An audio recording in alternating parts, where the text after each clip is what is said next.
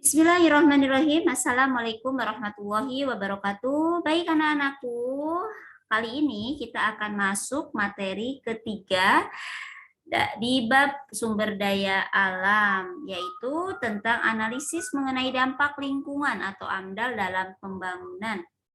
AMDAL adalah kajian mengenai dampak penting suatu usaha dan atau kegiatan yang direncanakan pada lingkungan hidup yang diperlukan bagi proses pengambilan keputusan tentang penyelenggaraan usaha dan atau kegiatan yang dapat menimbulkan perubahan terhadap rona lingkungan hidup serta menyebabkan dampak terhadap lingkungan. Ya, bisa kalian lihat gambar di sini. Jadi ketika akan membuat sebuah perencanaan pembangunan, ya harus melihat dulu apa sih analisis dampak lingkungannya.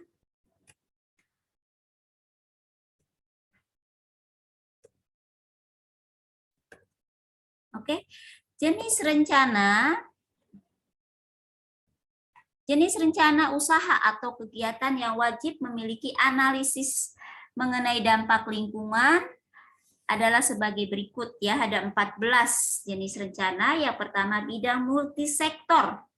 Ya, bidang multisektor berisi jenis kegiatan yang bersifat lintas sektor. Ya, salah satunya misalnya adalah reklamasi wilayah pesisir dan pulau-pulau kecil dengan luas area reklamasi lebih dari 25 hektar dan volume material timbunan lebih dari 500 meter kubik atau panjang reklamasi lebih dari 50 meter ya, atau tegak lurus ke arah laut dari garis pantai. Bisa kalian lihat di sini ya di gambar berikut.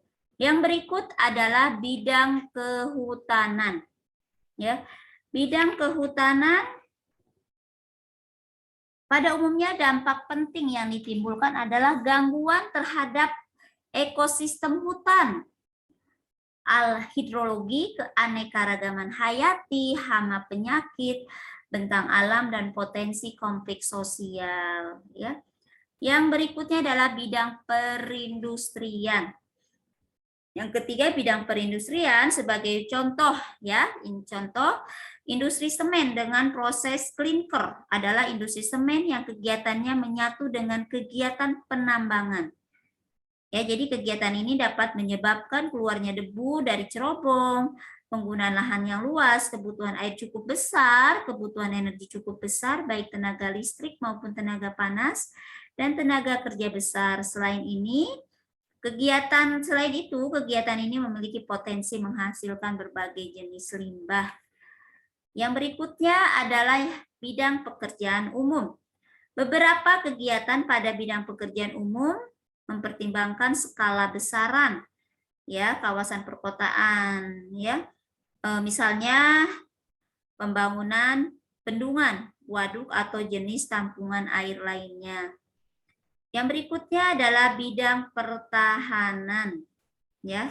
Bidang pertahanan secara umum kegiatan yang berkaitan dengan aktivitas militer skala besaran tertentu yang berpotensi menimbulkan dampak penting, yaitu antara lain potensi terjadinya ledakan serta keresahan sosial akibat kegiatan operasional dan penggunaan lahan yang cukup luas. Ya, di sini ada bidang perhubungan. Yang berikutnya adalah bidang perhubungan ya. Bidang perhubungan misalnya pembangunan jalur kereta api berpotensi menimbulkan dampak berupa emisi, gangguan lalu lintas, kebisingan, getaran, gangguan pandangan, ekologis, dampak sosial, gangguan jaringan sosial seperti gas, listrik, air minum, telekomunikasi, serta dampak perubahan kestabilan lahan dan air tanah ya. Yang berikutnya adalah bidang perikanan dan kelautan. Pada umumnya dampak penting yang ditimbulkan usaha budidaya tambak udang dan ikan adalah perubahan ekosistem perairan dan pantai, hidrologi dan bentang alam ya. Berikutnya adalah bidang teknologi satelit, ya. Bidang teknologi satelit misalnya pembangunan fasilitas pembuatan propelan roket. Kegiatan ini termasuk kegiatan berbahaya. Bahan-bahan yang digunakan mudah meledak atau terbakar. Ya. Yang berikutnya bidang energi dan sumber daya mineral. Bidang energi dan sumber daya mineral terkait dengan proses produksi yang memberi dampak penting seperti perubahan terhadap struktur dan stabilitas tanah.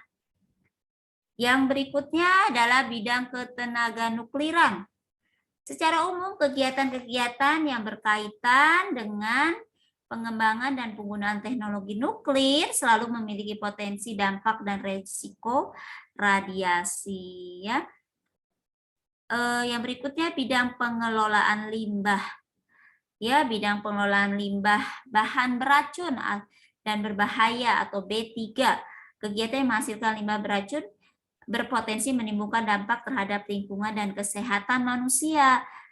Ya, terutama kegiatan yang dipastikan akan mengkonsentrasikan limbah B2 dalam jumlah besar tertentu. Yang berikutnya bidang perumahan, ya. Bidang perumahan ya, jadi memperhatikan efek pendampingan terhadap lingkungan sekitar ya di sini. Lalu ada bidang pertanian ya.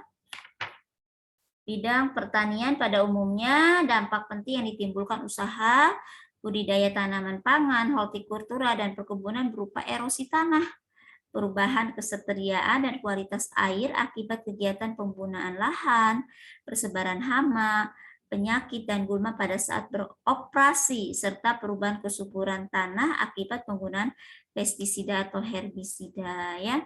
Salah satu pekerjaan umum yang wajib memiliki AMDAL, di contoh sini adalah pembangunan waduk. Ya.